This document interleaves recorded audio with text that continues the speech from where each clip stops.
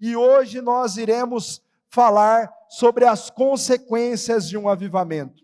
O que um avivamento proporciona ao corpo de Cristo, à igreja? Nós iremos falar isso hoje. E hoje a minha oração aqui por mim e por você, é a seguinte, é que as pessoas, ao você sair daqui, você seja tão impactado, tão transformado, tão cheio dessa mensagem, cheio da presença de Deus, que as pessoas, ao te enxergarem lá no seu trabalho, onde você vive, na sua vizinhança, elas enxerguem em você e vejam o que aconteceu na vida dele. O que aconteceu na vida dele tem algo diferente, tem um brilho diferente na vida dele, algo mudou, e aí as pessoas vão lembrar e vão dizer, essa pessoa ela começou a ir numa igreja, provavelmente na igreja, alguém falou alguma coisa que deu uma transformada na vida dela, mas a resposta certa é, na verdade quem transforma é o Senhor da igreja, é o Senhor Jesus, aquele que morreu pela igreja. Então essa transformação virá do amado Jesus. Amém? Quem está comigo? E por isso, o título da mensagem hoje é: quando a igreja pega fogo, o mundo sente o calor.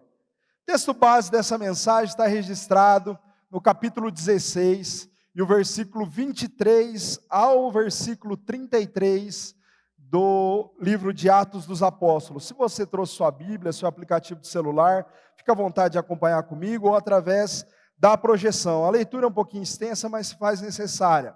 Depois de serem severamente açoitados, foram lançados na prisão. O carcereiro recebeu instrução para vigiá-los com cuidado. Tendo recebido tais ordens, lançou-os no cárcere interior e prendeu os pés deles no tronco. Por volta da meia-noite, Paulo e Silas estavam orando e cantando hinos a Deus, e os outros presos os ouviam. De repente, fala comigo, de repente, é o de repente de Deus que acontece. De repente, houve um terremoto tão violento que os alicerces da prisão foram abalados. Imediatamente, todas as portas se abriram e as correntes de todos se soltaram. O carcereiro acordou e, vendo abertas as portas da prisão, desembanhou a espada para se matar, porque pensava que os presos haviam fugido. Paulo, porém, gritou: não faça isso, estamos todos aqui. O carcereiro pediu luz, entrou correndo e trêmulo, prostrou-se diante de Paulo e Silas, então levou-os para fora e perguntou: senhores, o que devo fazer para ser salvo?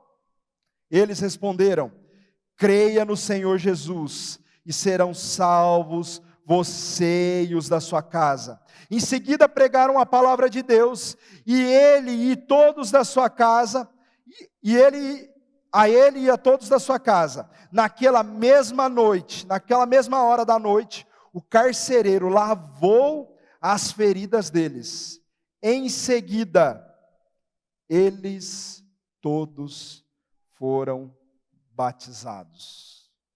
Consequência de um avivamento. Feche seus olhos por um minuto. Senhor Jesus, obrigado pela Tua palavra. Obrigado por estarmos aqui, Senhor, em Tua presença. Mais uma vez, obrigado pela Tua presença nos louvores que já entoamos aqui, nas canções. Senhor, o Senhor se faz presente nesse lugar. Agora eu peço ao Senhor que o Senhor aumente a intensidade da Tua presença, visitando corações aqui hoje, trazendo, Senhor, luz sobre a Sua palavra, que seus filhos entendam aquilo que o Senhor quer revelar-se a eles nesse dia. Em nome de Jesus, Pai. Espírito Santo, Tu és o nosso convidado especial aqui. Fica à vontade no nosso meio. Amém. Amém? A história conta que Paulo e Silas estavam se dirigindo ao lugar de oração. E durante o trajeto, uma moça com espírito de adivinhação, ela vem atrás de Paulo durante vários dias. E a história no versículo 16, no versículo 17 do capítulo 16, fala assim, ó, a moça dizia dessa forma: esses homens são servos do Deus Altíssimo e anunciam o caminho da salvação. Todos os dias essa moça vinha atrás de Paulo, quando ele estava indo orar: ei, esses homens são homens justos, são homens que anunciam a verdade, são homens retos, são homens de Deus, esses homens são homens que todos os dias estão buscando a presença de Deus. Então essa moça, ela é cheia desse espírito imundo, começa a professar isso, e durante os dias, conforme vai passando, Paulo se incomoda com essa ação dessa moça influenciada por esse espírito. E o que acontece muitas vezes é que naquela época os apóstolos, eles se incomodavam com elogio, igual a gente está vendo aqui, e eles não se entristeciam com as perseguições. Talvez um pouquinho diferente da nossa época. Às vezes a gente está querendo um pouquinho mais de elogio, e quando vem as perseguições, a gente começa a entristecer o nosso coração. Sabe, não que você não tenha o direito de se entristecer, conforme as lutas e as adversidades vêm na sua vida. Mas eu quero dizer algo para você: alegre-se na tribulação, sejam pacientes na oração, e creiam que quem dá a vitória, quem dá aquilo que nós precisamos, o nosso galardão, vem do próprio Jesus. Voltando à história aqui, Paulo está incomodado com essa situação, e de repente ele vira para trás e repreende aquele espírito, e imediatamente aquela moça é liberta. Sabe, mas naquele dia, Paulo paga um alto preço por essa libertação. E o primeiro tópico dessa mensagem é o alto preço do avivamento. Após seu encontro com Jesus, Paulo está a caminho de Damasco. Na verdade, ele ainda não era Paulo, ele era Saulo. E a história fala que, de repente, uma luz aparece no meio do caminho, e era o próprio Jesus se revelando a Paulo. E quando Paulo cai em terra, ele fica cego, e a história conta que, naquele momento, Jesus se revela a ele: Saulo, eu sou a Jesus, aquele que você persegue. E naquele dia a história conta que o Senhor muda o nome de Saulo. A história fala que naquele dia Saulo é mudado seu nome de Saulo para Paulo. Saulo, homem de grande estatura. Paulo, homem de pequena estatura. Essa é a tradução do nome de Saulo e Paulo. Sabe o que eu entendo? É impossível você se encontrar com Jesus e manter a sua vida da mesma forma. Até o seu nome muitas vezes vai ser mudado, para que você realmente seja liberto, seja quebrantado, seja transformado por conta do seu encontro com Jesus. É isso que está acontecendo nessa história que eu estou contando para vocês. Paulo vivia em constante conexão com o Espírito Santo. E quando você entende isso, o avivamento deixa de ser simplesmente um evento que você participa, um culto temático, um dia específico da semana. Quando você entende que o avivamento é a conexão sua com Deus, com o Espírito Santo, você deixa de buscar a Deus somente na igreja, e você vai para o seu secreto, você vai para o seu momento de oração, seu momento de intimidade com Ele, seu momento de ler a palavra, seu momento de colocar um louvor e ouvir a voz dEle. Esse é o momento. O avivamento passa a fazer parte da sua vida. O avivamento é algo que nós colocamos como, muitas vezes, a reação do Espírito Santo sobre nossa vida. Mas quando você se rende, quando você está rendido aos pés de Jesus, quando você está buscando um relacionamento com o Espírito Santo, é impossível o seu coração e a chama do seu coração, do Espírito no seu coração, não queimar novamente. A decisão sempre será sua. Temos buscado, sabe, nos últimos tempos, que independente da série que nós estivermos ministrando aqui, que o Senhor se faça presente, que o Senhor esteja presente no meio da igreja, avivando, trazendo o seu Espírito sobre o seu povo, trazendo tempo novo, trazendo algo novo, algo do renovar do seu Espírito sobre a igreja. A própria palavra diz, que o próprio Jesus disse em Marcos capítulo 16, versículo 17, que os sinais acompanhariam aqueles que creem. Os sinais acompanhariam aqueles que creem. Sabe o que eu aprendo? Independente onde eu e você estiver, independente onde nós estivermos, os sinais de Jesus na nossa vida, não só milagres, mas os sinais da transformação que Ele fez um dia na minha e na sua vida, tem que ser a referência para esse mundo caído, tem que ser a referência lá no seu trabalho. É isso que eu entendo. Avivamento é muito mais do que o batismo com o Espírito Santo. Avivamento é muito mais do que palavra profética. Avivamento é muito mais do que cura e milagre. Avivamento é uma transformação genuína no caráter humano. Glória a Deus. Isso tudo que eu disse, batismo com o Espírito Santo, cura, profecia, libertação, é só uma consequência de pessoas rendidas a Jesus. É só uma consequência. Por isso a manifestação do Espírito Santo e os seus dons não pode ser somente um evento. Ela tem que ser constante na minha e na sua vida. Quantas pessoas já passaram na sua vida que precisavam de uma palavra de encorajamento, e você, por falta de sensibilidade, eu, por falta de sensibilidade, deixei de entregar essa palavra para essa pessoa. O Senhor quer que você seja um agente dele na terra. O Senhor quer que você seja a pessoa que vai levar esperança. No mundo há críticos demais. No mundo há pessoas demais para falar em verdades. Mas eu e você somos agentes do Senhor nessa terra. Quem está entendendo essa palavra? Amém? Isso não está no contexto. Voltando aqui. Paulo e Silas estavam indo somente ao lugar de oração.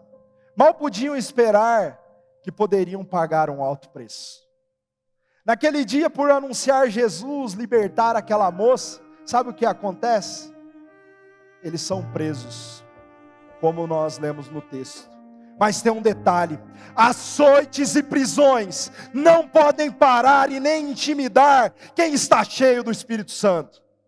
Não podem, eu vou repetir isso para que você grave no seu coração. Açoites e prisões, perseguição, não pode parar quem está cheio do Espírito Santo. Não pode. Sabe por quê? Porque a causa que você está defendendo é muito maior do que qualquer causa humana, do que qualquer perseguição humana, do que qualquer embate humano. A causa que você está defendendo. Qual é o preço que você está disposto para pagar pela liberdade de uma pessoa? Qual é o preço? Qual é o preço que eu estou disposto a pagar pela liberdade de alguém, de um familiar, de uma pessoa, de um amigo, de uma pessoa que eu sei que está numa situação difícil? Nossa realidade mudou. Aqui no Brasil, na verdade, nós não temos perseguição contra nós cristãos. Perseguição é de uma outra forma. Perseguição é como o vídeo que você está vendo aí. Coreia do Norte, China, Cuba, onde você não pode pregar a mensagem do Evangelho. Se alguém te ver com uma Bíblia na mão, você é preso na hora, independente se você está lendo ela ou não.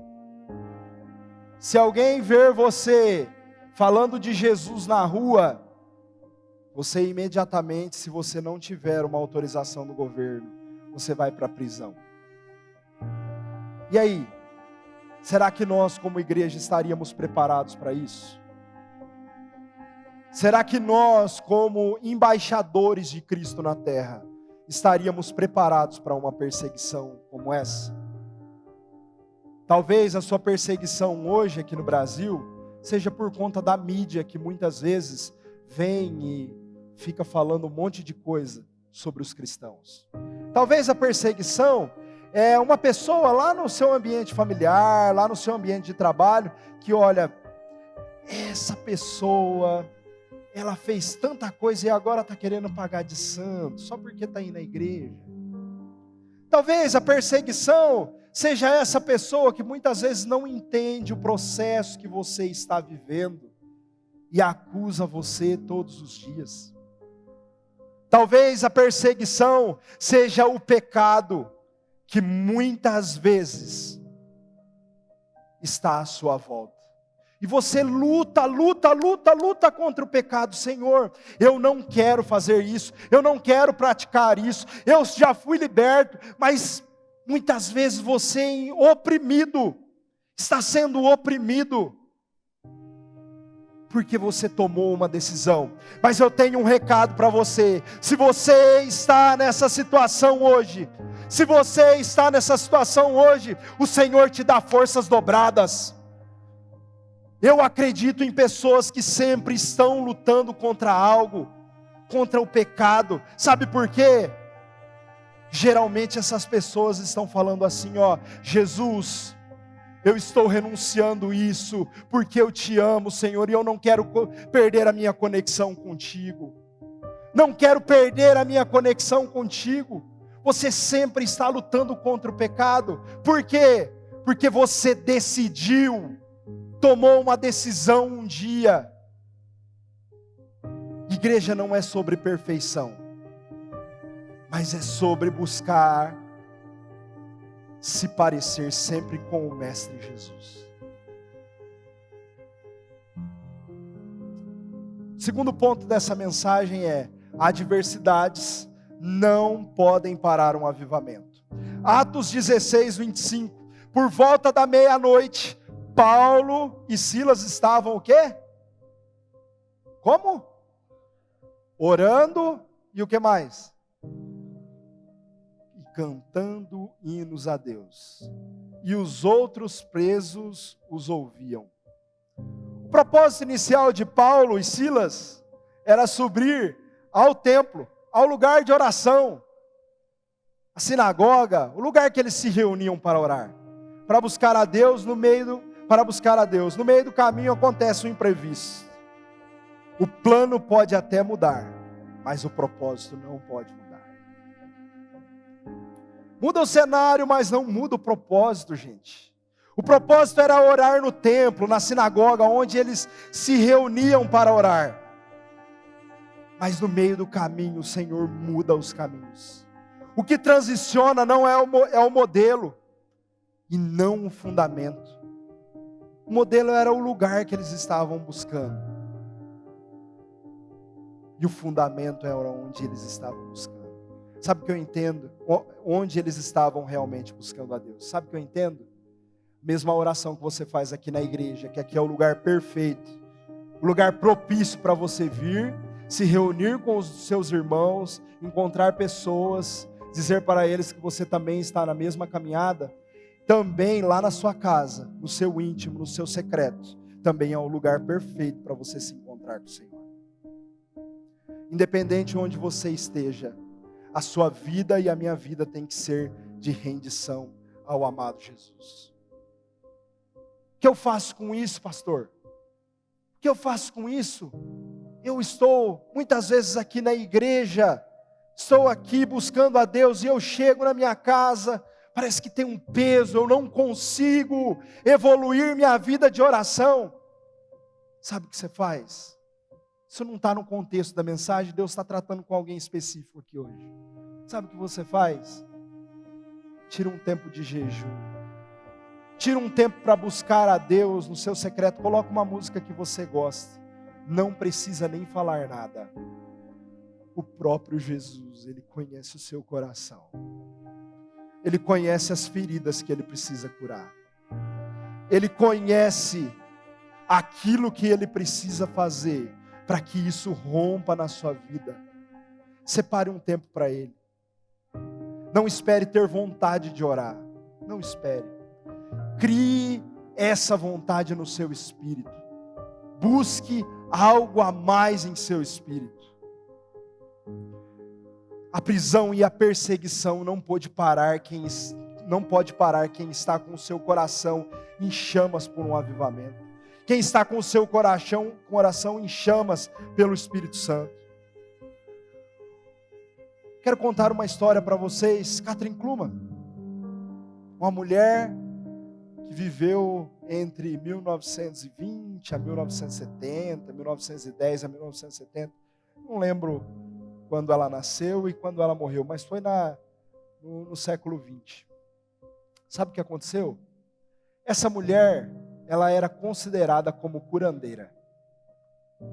Caluniada muitas vezes. Pessoas se levantavam contra o ministério dela. Só que tem um detalhe. Kathryn Kuhlman, por onde ela passava, um dos sinais do seu ministério eram curas e milagres. Algo que acontecia quando ela estava naquele ambiente. As calúnias eram inúmeras, até pelo seu jeito estranho de se portar. Mas por muitos ela era taxada como louca, como uma mulher esquisita, vamos dizer. Mas aonde ela estava, o amado Espírito Santo estava com ela. Era comum em suas cruzadas evangelísticas, ela parar durante um culto como esse e dizer: não entristeçam o amado Espírito Santo. Não entristeçam Ele, porque Ele é algo mais precioso que eu tenho. Ele é tudo que eu tenho. O relacionamento daquela mulher com o amado Espírito Santo, sabe qual foi a consequência? Mais de 2 milhões de pessoas no mundo puderam ser curadas através da vida de devoção e rendição dessa mulher. 2 milhões de pessoas. Sabe, não existe fórmula mágica para um avivamento, gente. Existe rendição, consagração e amizade com o doce Espírito Santo. Não existe uma fórmula mágica. A fórmula é render-se a Deus, buscar a Ele acima de todas as coisas, colocar Ele acima dos seus próprios interesses.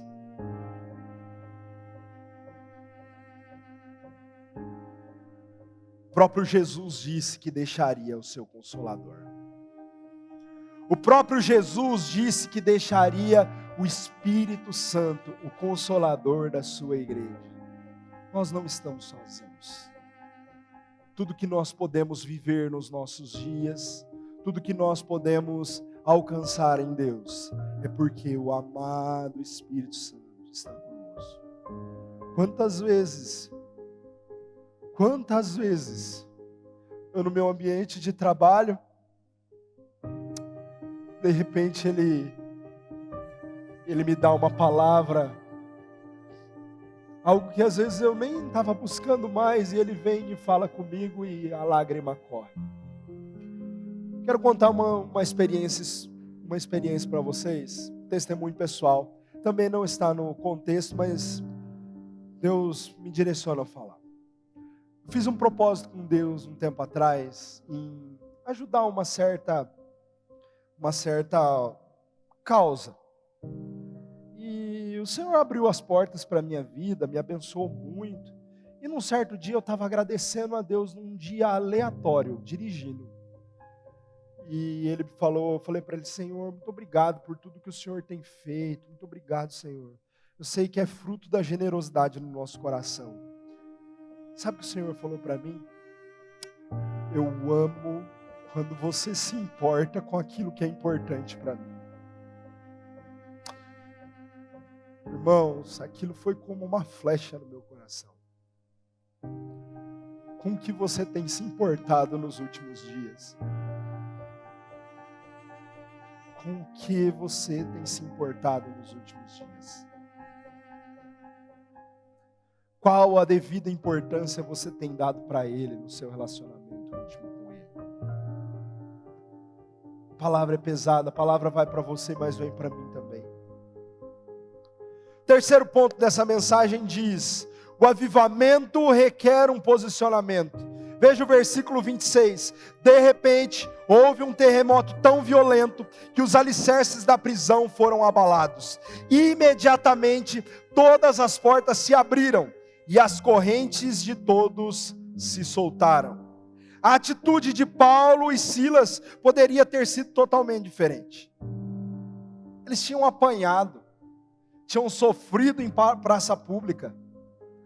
Todo mundo estava ali para ver aquele circo, aquele espetáculo. 2 homens apanhando em praça pública. De repente, levam eles para a prisão. E eles não sabiam o que poderia acontecer. Podia acontecer até uma sentença de morte. Porque a lei daquela época, quem fazia eram os próprios governantes. E se ele amanhecesse de alguma forma e pensasse em fazer aquilo, ele poderia fazer. Sabe, mas eles não pararam diante das adversidades. O resultado disso foram estruturas e alicerces abalados, através da devoção de 2 pessoas, que não deixaram se parar por algo que aconteceu no meio do caminho. O que tem feito você parar? O que fez você parar no meio do caminho? Esses homens, eles tinham apanhado, estavam com as suas feridas expostas, e eles poderiam muito bem, ao invés de cantar e orar a Deus, eles poderiam muito bem estar se lamentando. Mas para que um avivamento aconteça, para que uma transformação aconteça, para que algo novo aconteça, precisa do seu posicionamento. Precisa do meu posicionamento. Quando Deus te chama, Ele não te isenta de perseguições e problemas, querido. A forma que você se posiciona, reage em meio às tribulações, demonstram a sua rendição a Deus. Pedro estava na mesma condição que Paulo e Silas. Preso, aguardando julgamento. A Bíblia conta que Pedro, enquanto estava preso, a igreja orava por ele. Olha o que fala, Atos 12, 5 ao 7. Pedro, versículo 5 e versículo 7. Pedro então ficou detido na prisão. Mas quem orava por ele, igreja? Quem orava por Pedro? A igreja orava intensamente a Deus por ele. Repentinamente apareceu um anjo do Senhor e uma luz brilhou na cela. Ele tocou no lado de Pedro e o acordou. Depressa, Pedrão, depressa, levante-se, disse. Então as algemas caíram dos punhos de Pedro. A pergunta que não quer calar hoje: qual a sua reação diante das circunstâncias? Qual tem sido a sua reação diante dessas circunstâncias? Em ambas situações podemos ver Deus fazendo algo, mas qual é o seu comportamento? Deus pode te livrar, Deus pode te libertar através da oração de uma pessoa, mas o mais importante e interessante que vai transformar realmente sua vida é a sua vida e o seu posicionamento em busca, em oração ao próprio Deus. Qual é o seu posicionamento? Você é um agente de milagres e transformação. Não deixe para fazer amanhã o que você pode fazer hoje. Não deixe. Tem um testemunho rapidinho aqui, o Senhor me lembra. Tem um amigo meu, lá em Ocalçu. O Senhor falou para ele assim: fulano, chama tal pessoa na sua casa e ora por ele. Essa pessoa que Deus mandou ele chamar, sabe o que era essa pessoa? Um viciado, drogado, uma pessoa que estava perdida, totalmente perdida. E ele falou, acho que é coisa da minha cabeça. Sabe o que aconteceu? Naquela mesma noite, o Senhor falou com ele de manhã. Sabe o que aconteceu naquela noite? Aquele mesmo rapaz morreu atropelado. Não ignore a voz de Deus no seu interior. Não ignore a voz do Espírito Santo contigo. Não ignore. Quarto ponto dessa mensagem diz: onde há avivamento, a salvação é uma consequência. Versículo 30, do mesmo texto que lemos. Senhores, que devo fazer para ser salvo? Pergunta o carcereiro. Eles respondem: creia no Senhor Jesus e serão salvos você e os da sua casa. Em seguida, pregaram a palavra de Deus a ele e a todos os da sua casa. Naquela mesma hora da noite, o carcereiro lavou as feridas deles. E em seguida, todos os seus foram batizados. Que amor é esse? Que rendição é essa? Açoitados, presos, estavam debaixo de uma sentença, mas não desistiram de falar do amor de Jesus. E a pergunta para mim hoje aqui, eu me coloco dentro dessa pergunta: qual é o nosso posicionamento como igreja? É impossível viver algo novo em Deus, um avivamento no nosso coração, sem que isso transborde sobre a vida de outras pessoas. Aquele carcereiro e toda a sua casa puderam experimentar a salvação. Sabe o que eu entendo? Paulo era um homem perigoso. Sabe, Roberto? Paulo era um homem perigoso. Todos, Pedro, que estavam do lado de Paulo, algo acontecia. O carcereiro estava do lado de Paulo, chegou salvação na sua casa. A guarda pretoriana estava do lado de Paulo, toda a guarda foi convertida ao Evangelho de Jesus. Paulo vai para a ilha de Malta, sofre um naufrágio, todos aqueles marinheiros e todos da ilha estão em volta de Paulo, todos são salvos através do testemunho da vida de Paulo. Qual é o testemunho que eu e você estamos dando hoje? O Senhor não quer que você venha à igreja só para sentir um arrepio. O Senhor está chamando para um relacionamento com Ele. O Senhor está chamando para uma rendição a Ele. É isso que Ele tem nos direcionado.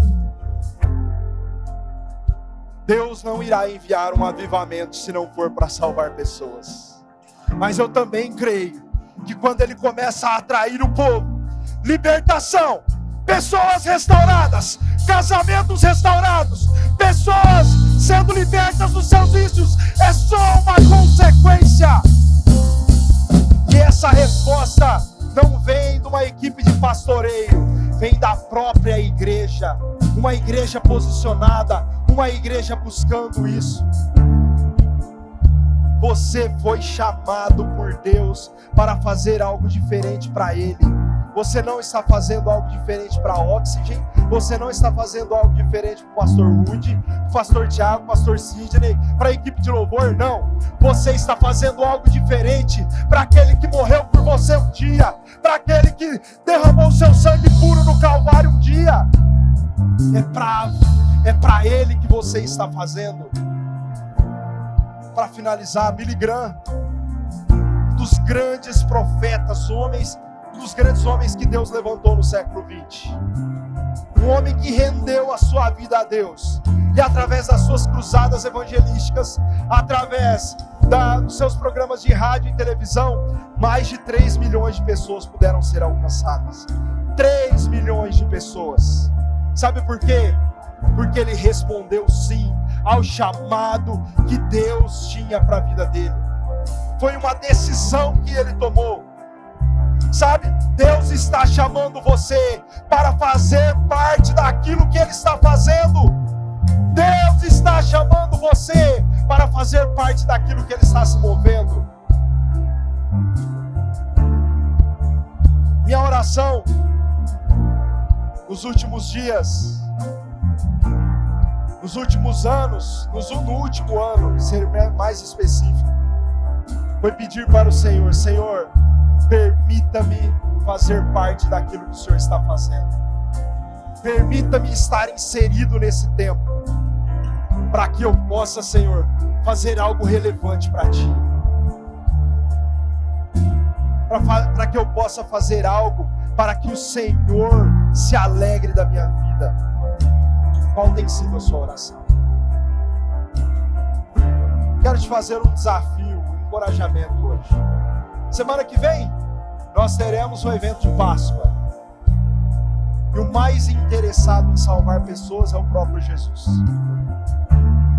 Queria te convidar, às 10 e às 19 horas, você convidar, fazer um desafio com você. Convide 3 pessoas, no seu ambiente de trabalho, na sua família.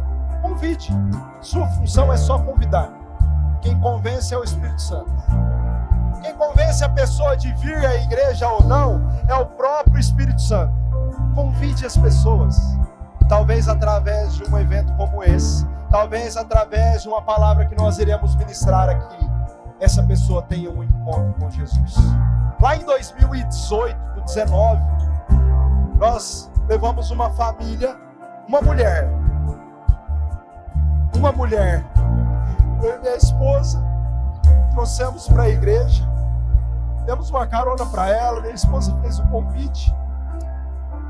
Naquele dia, aquela mulher se rendeu a Jesus, entregou sua vida para o Senhor, e através da vida dela, toda a sua família foi salva.